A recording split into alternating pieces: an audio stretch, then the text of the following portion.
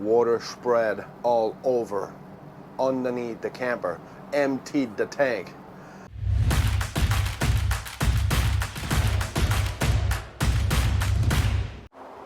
It's RV inspection day, and today we're in Dover, Florida, and we're about to inspect this Airstream Classic 30 RBT. Now, we don't know what we're gonna find, and neither do you, so stick around.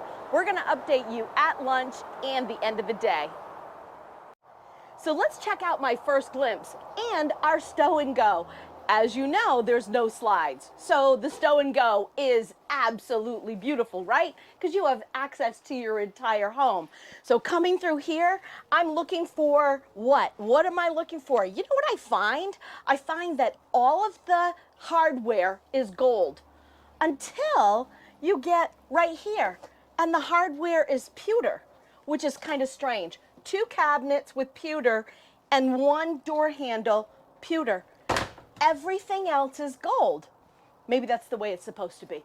I don't know. What do I know? I didn't make this Classic. Airstream did. So stick around. We're going to see what's Pierre's first glimpse. All right, first glimpse. You know where we're at. If not, well, figure it out. We're on I-4.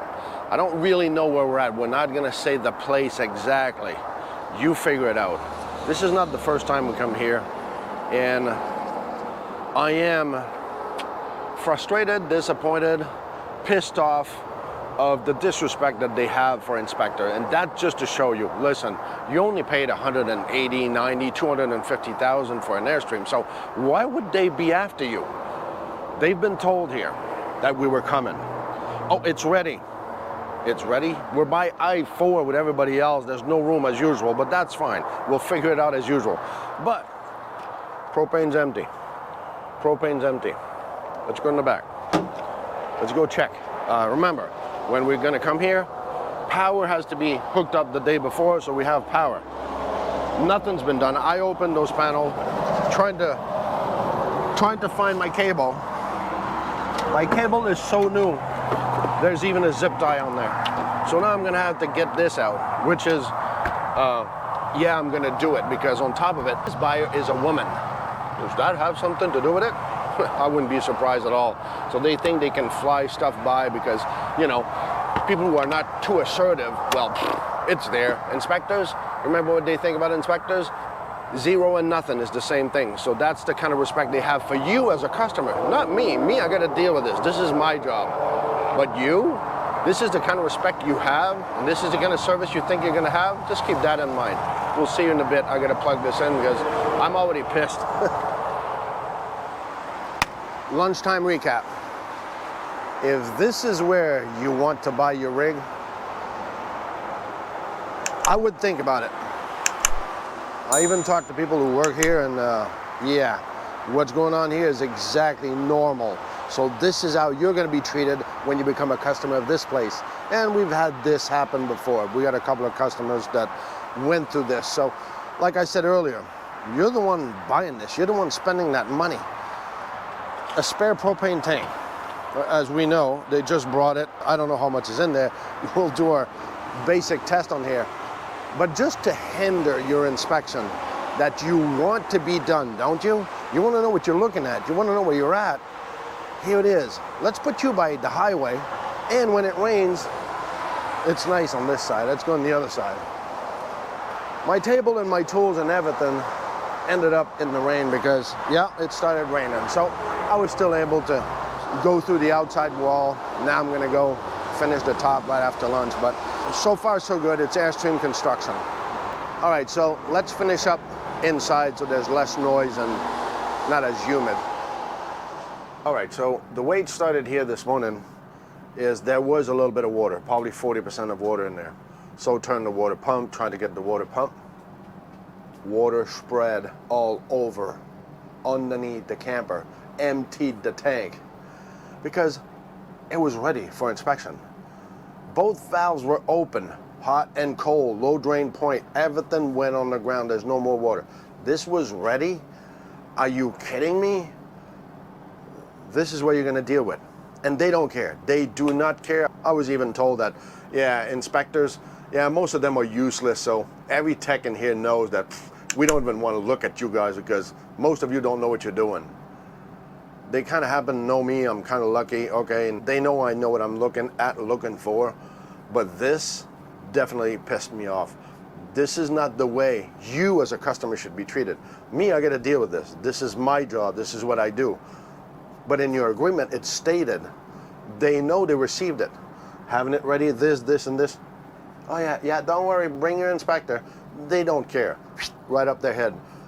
You better care. That's your money. That's your investment. So just saying, here, even this. All right, so this is where I'm at. So these are all the lights and all your pump and all your stuff. Okay, you end up here, master disconnect. Master disconnect is off. Off. If I put it on, everything shuts off. So why does Airstream always does something backwards? I even asked one of the tech here, says, okay, well, this is backwards, or is it me as a Frenchman that everything is backwards? I don't think so. Every other lights, they're on, they're on. When you push the master disconnect, on, it's off. Go figure that one. I know some people don't like me or my comments because they'd like me to be a little bit nicer, more polite, more politically correct. I'm sorry, facts are facts. And when something is happening that I can say, listen, this is what's going on, this is the dealership, this is the build, this is what it looks like, you gotta be able to take it. If you can't handle the truth and you can't handle facts and you expect me to sugarcoat everything, if you need something sugar-coated, go get yourself a donut. Let's go see what Lowell has for us inside. So it's lunchtime, and I have a lot of little things to tell you about. So the first thing I'm going to show you is right here. So I'm going through all of my ceilings looking for screws that could be missing. Well, there is one screw missing right there in this vent. The other thing is this cupboard right under here by my feet, this is not attached. Okay, no big deal. They can put that in properly, right? So the next thing that I'm going to show you, and it may not be a big deal to some, but these screws, and I know it's hard to get in here, but both of these screws on the sides of the doors are in lopsided and kind of standing up. Is it a big deal? Maybe not, but I still need to let her know about that. And the other thing, so coming out here looking at the cupboards, so I know Pierre had this open, he was telling you something, but as I close it, it rubs on these monitors right here. So everything just rubs right there. But the other side of this cupboard over here, it has a crack in it right above here, as you can see, if you can see that. And the other thing, you know, the last time I was in an Airstream, well, it might have been 2 or 3 times ago, actually, I don't know. But one time I did tell you about the Contour microwave that does not work.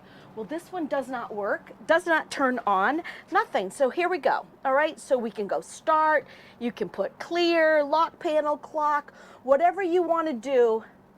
Nothing is working on this microwave. So then I thought, okay, I'm going to do all of my furniture. So behind Pierre is this beautiful reclining couch.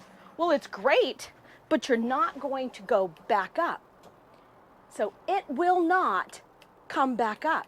You can hear it, you can hear the mechanism making the noise it wants to, and it's going, and it can't quite do it. I don't think she wants to get stuck in that reclined position.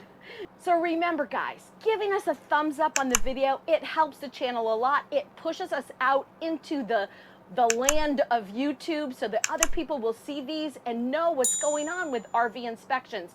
And leave us a comment. If you don't know what to say, just put C4BO, comment 4 Blue Ox.